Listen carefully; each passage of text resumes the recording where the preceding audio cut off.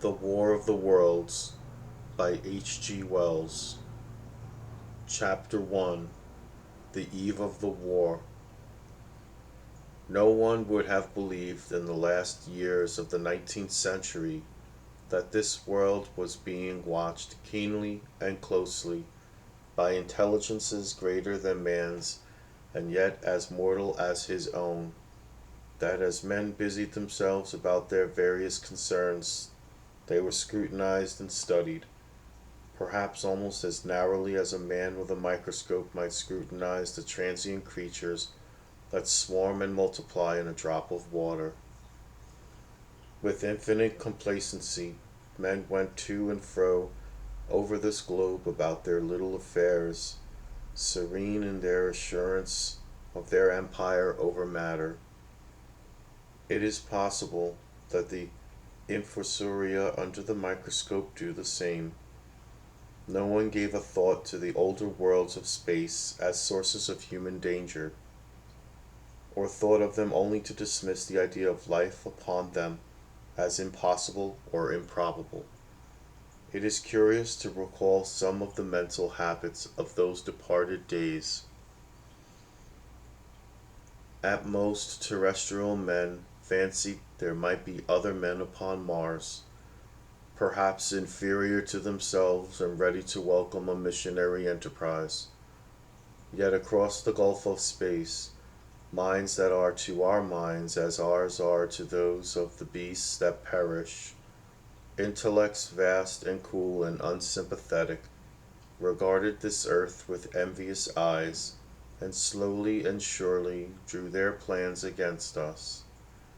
And early in the 20th century came the great disillusionment. The planet Mars, I scarcely need remind the reader, revolves about the sun at a mean distance of 140 million miles, and the light and heat it receives from the sun is barely half of that received by this world. It must be, if the nebular hypothesis has any truth, older than our world, and long before this earth ceased to be molten, life upon its surface must have begun its course. The fact that it is scarcely 1/7 of the volume of the earth must have accelerated its cooling to the temperature at which life could begin. It has air, and water, and all that is necessary for the support of animated existence. Yet so vain is man, and so blinded by his vanity, that no writer, up to the very end of the 19th century, expressed any idea that intelligent life might have developed there far, or indeed at all, beyond its earthly level. Nor was it generally understood that since Mars is older than our Earth, with scarcely a quarter of the superficial area, and remoter from the Sun, it necessarily follows that it is not only more distant from time's beginning, but nearer its end. The secular cooling that must some day overtake our planet has already gone far indeed with our neighbor. Its physical condition is still largely a mystery, but we know now that even in its equatorial region, the midday temperature barely approaches that of our coldest winter. Its air is much more attenuated than ours. Its oceans have shrunk until they cover but a third of its surface, and as its slow seasons change, huge snow caps gather and melt about either pole and periodically inundate its temperate zones. That last stage of exhaustion, which to us is still incredibly remote, has become a present day problem for the inhabitants of Mars. The immediate pressure of necessity has brightened their intellects, enlarged their powers, and hardened their hearts. And looking across space with instruments, and intelligences such as we have scarcely dreamed of, they see, at its nearest distance, only 35 million miles of sunward of them, a morning star of hope, our own warmer planet, green with vegetation and gray with water, with a cloudy atmosphere eloquent of fertility, with glimpses through its drifting cloud wisps of broad stretches of populous country and narrow, navy-crowded seas.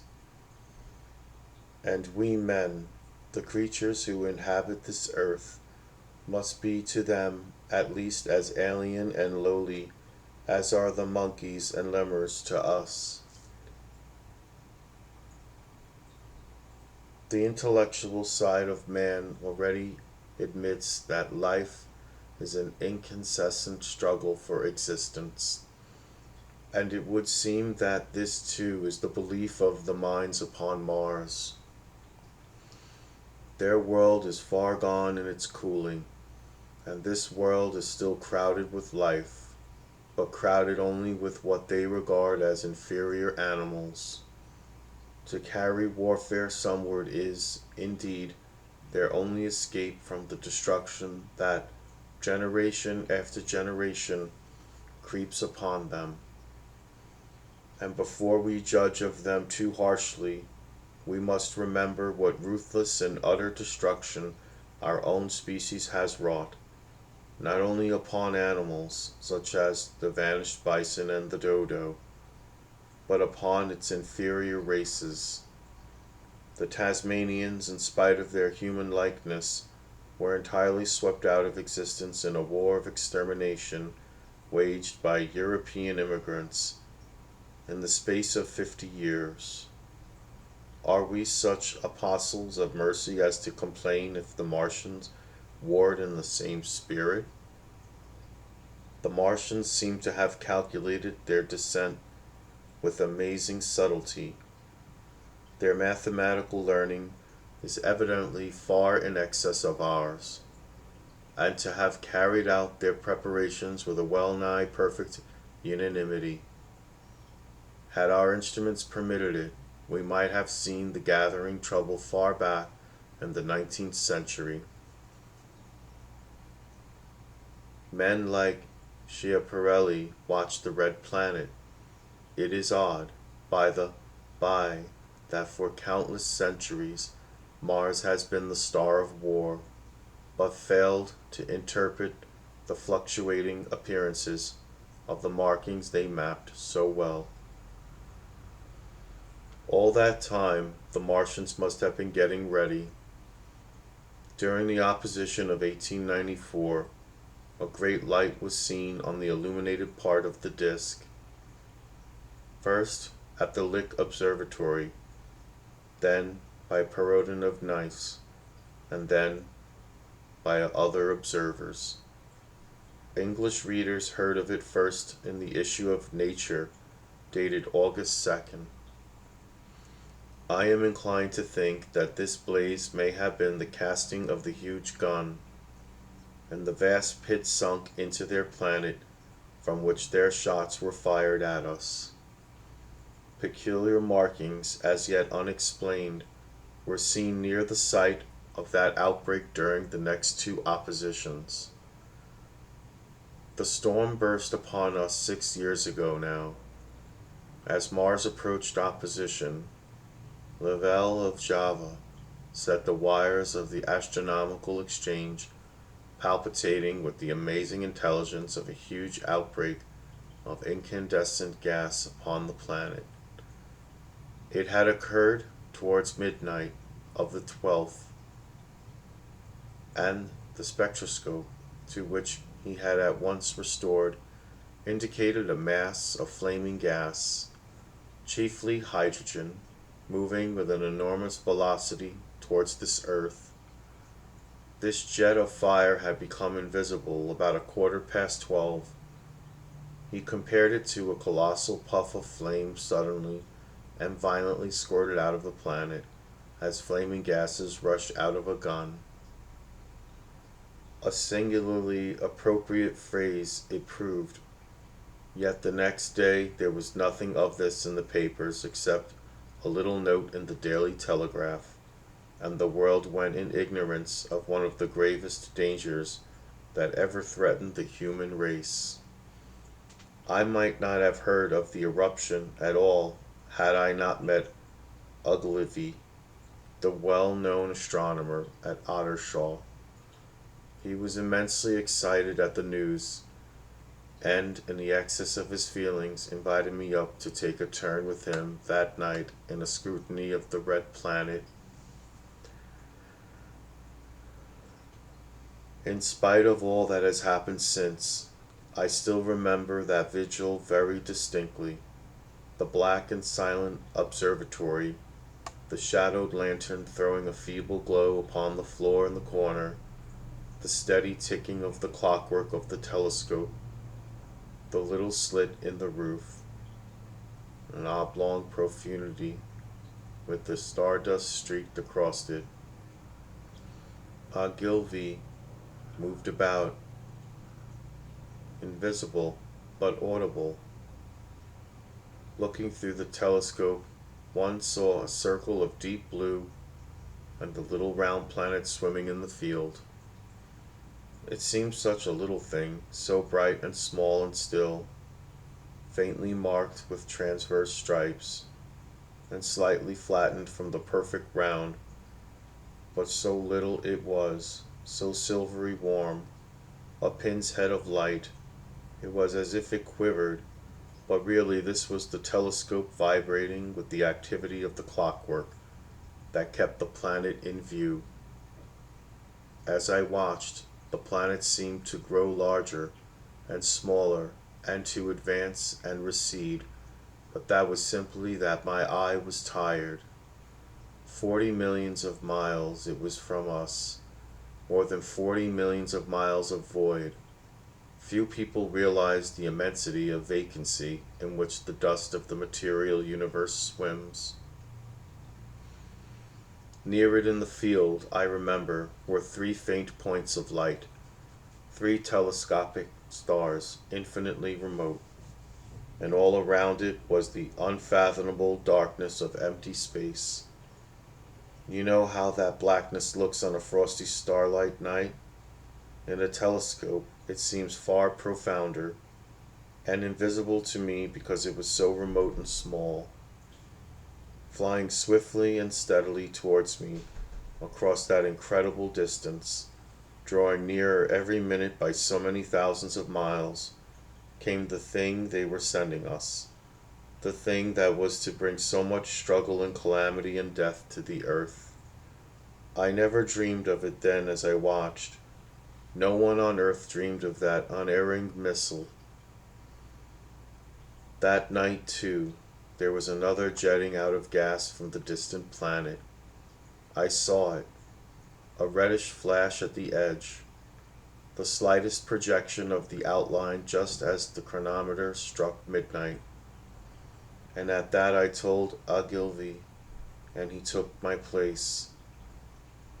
The night was warm, and I was thirsty, and I went stretching my legs clumsily and feeling my way in the darkness to the little table where the siphon stood, while Ogilvy exclaimed at the streamer of gas that came out towards us. That night, another invisible missile started on its way to the earth from Mars, just a second or so under 24 hours after the first one. I remember how I sat on the table there in the blackness, with patches of green and crimson swimming before my eyes. I wished I had a light to smoke by, little suspecting the meaning of the minute gleam I had seen and all that it would presently bring me.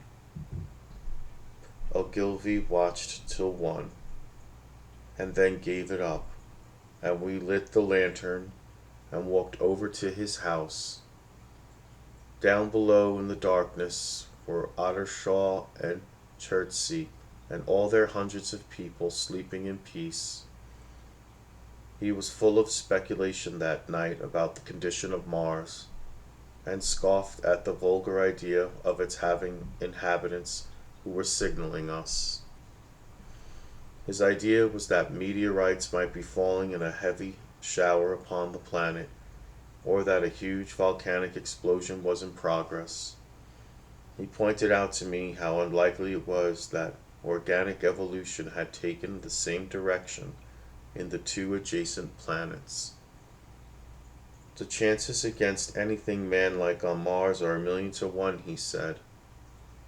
Hundreds of observers saw the flame that night, and the night after about midnight, and again the night after. And so for 10 nights, a flame each night. Why the shots ceased after the 10th, no one on Earth has attempted to explain. It may be the gases of the firing caused the Martians inconvenience.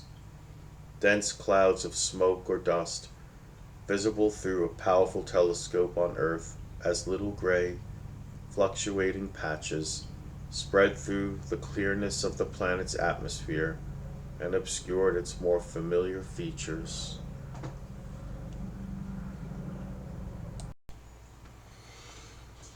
Even the daily papers woke up to the disturbances at last, and popular notes appeared here, there, and everywhere concerning the volcanoes upon Mars. The serio-comic periodical Punch, I remember, made a happy use of it in the political cartoon, and all unsuspected, those missiles the Martians had fired at us drew earthward, rushing now at a pace of many miles a second through the empty gulf of space, hour by hour and day by day, nearer and nearer. It seems to me now almost incredibly wonderful that, with that swift fate hanging over us, men could go about their petty concerns as they did. I remember how jubilant Markham was at securing a new photograph of the planet for the illustrated paper he edited in those days. People in these latter times scarcely realize the abundance and enterprise of our 19th century papers. For my own part, I was much occupied in learning to ride the bicycle, and busy upon a series of papers discussing the probable developments of moral ideas as civilization progressed. One night, the first missile then could scarcely have been 10 million miles away. I went for a walk with my wife. It was starlight, and I explained the signs of the zodiac to her, and pointed out Mars, a bright dot of light creeping zenithward, towards which so many telescopes were pointed. It was a warm night. Coming home, a party of excursionists from Chertsey or Isleworth passed us singing and playing music. There were lights in the upper windows of the houses as the people went to bed. From the railway station in the distance came the sound of shunting trains, ringing and rumbling, softened almost into melody by the distance. My wife pointed out to me the brightness of the red, green, and yellow signal lights hanging in a framework against the sky. It seemed so safe and tranquil.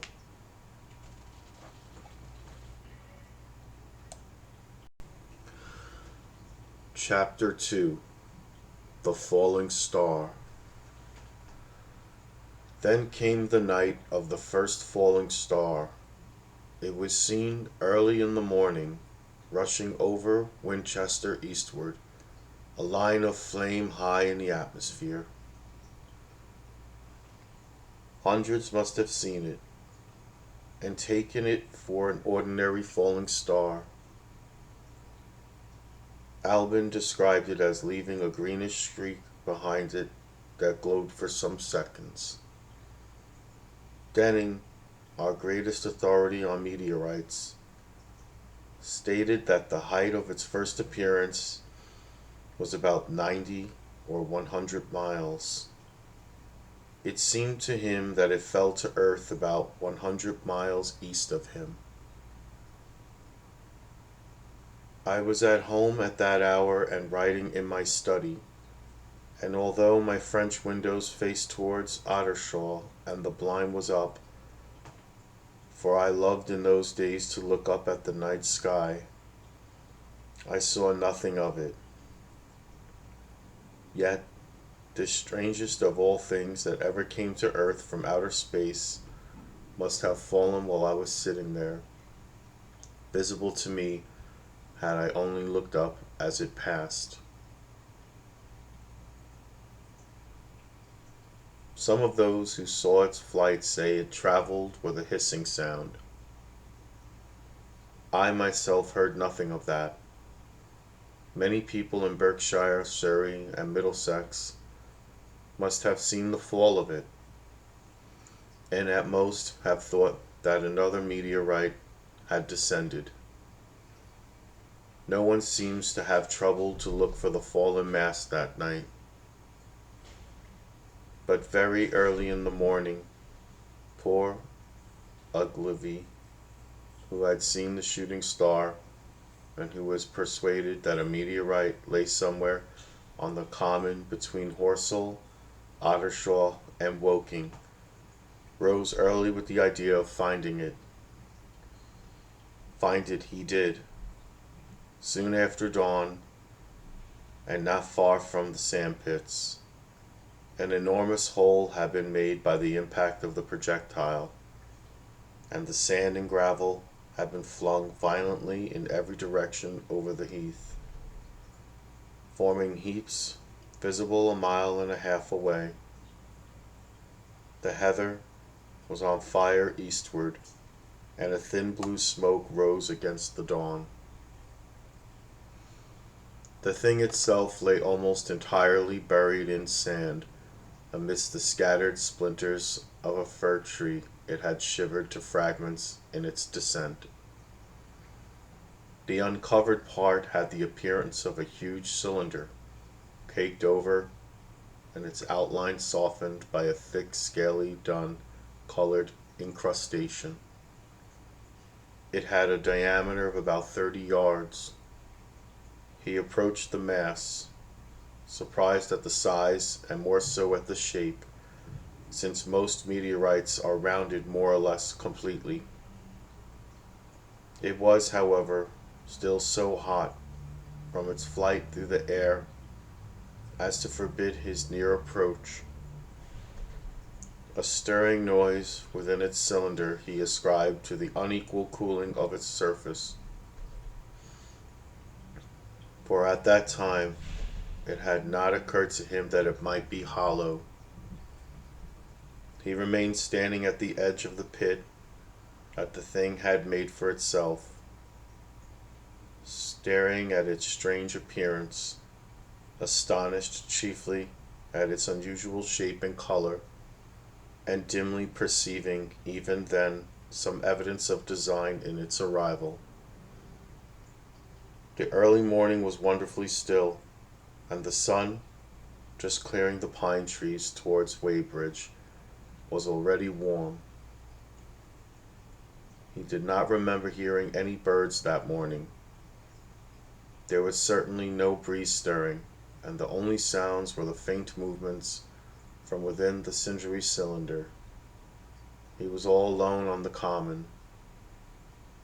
Then suddenly he noticed with a start that some of the gray clinker, the ashy incrustation that covered the meteorite, was falling off the circular edge of the end. It was dropping off in flakes and raining down upon the sand. A large piece suddenly came off and fell with a sharp noise that brought his heart into his mouth. For a minute he scarcely realized what this meant, and although the heat was excessive, he clambered down into the pit close to the bulk to see the thing more clearly. He fancied even then that the cooling of the body might account for this. But what disturbed that idea was the fact that the ash was falling only from the end of the cylinder.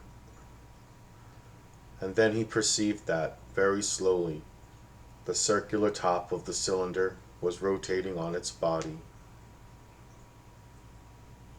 It was such a gradual movement that he discovered it only through noticing that a black mark that had been near him 5 minutes ago was now at the other side of the circumference. Even then, he scarcely understood what this indicated until he heard a muffled, grating sound and saw the black mark jerk forward an inch or so. Then the thing came upon him in a flash. The cylinder was artificial, hollow, with an end that screwed out. Something within the cylinder was unscrewing the top. "Good heavens," said uglily. "There's a man in it, men in it." Half roasted to death, trying to escape. At once, with a quick mental leap, he linked the thing with the flash upon Mars. The thought of the confined creature was so dreadful to him that he forgot the heat and went forward to the cylinder to help turn. But luckily, the dull radiation arrested him before he could burn his hands on the still glowing metal. At that he stood irresolute for a moment, then turned, scrambled out of the pit, and set off running wildly into Woking. The time then must have been somewhere about 6 o'clock. He met a wagoner and tried to make him understand, but the tale he told and his appearance were so wild, his hat had fallen off in the pit, that the man simply drove on. He was equally unsuccessful with the pot man, who was just unlocking the doors of the public house by Horsell Bridge. The fellow thought he was a lunatic at large and made an unsuccessful attempt to shut him into the tap room. That sobered him a little, and when he saw Henderson, the London journalist, in his garden, he called over the palings and made himself understood. "Henderson," he called, "you saw that shooting star last night?" "Well," said Henderson, "it's out on Horsell Common now." "Good Lord," said Henderson. "Fallen meteorite, that's good. But it's something more than a meteorite. It's a cylinder. An artificial cylinder, man. And there's something inside." Henderson stood up with his spade in his hand. "What's that?" he said. He was deaf in one ear. Ogilvy told him all that he had seen. Henderson was a minute or so taking it in. Then he dropped his spade, snatched up his jacket, and came out into the road. The two men hurried back at once to the common, and found the cylinder still lying in the same position. But now the sounds inside had ceased, and a thin circle of bright metal showed between the top and the body of the cylinder. Air was either entering or escaping at the rim with a thin sizzling sound. They listened, rapped on the scaly burnt metal with a stick, and meeting with no response, they both concluded the man or men inside must be insensible or dead. Of course, the two were quite unable to do anything. They shouted consolation and promises, and went off back to the town again to get help. One can imagine them, covered with sand, excited and disordered, running up the little street in the bright sunlight, just as the shop folks were taking down their shutters and people were opening their bedroom windows. Henderson went into the railway station at once, in order to telegraph the news to London. The newspaper articles had prepared men's minds for the reception of the idea. By 8 o'clock, a number of boys and unemployed men had already started for the common to see the dead men from Mars. That was the form the story took. I heard of it first from my newspaper boy about 8:45 when I went out to get my daily chronicle. I was naturally startled and lost no time in going out and across the outer shore bridge to the sand pits.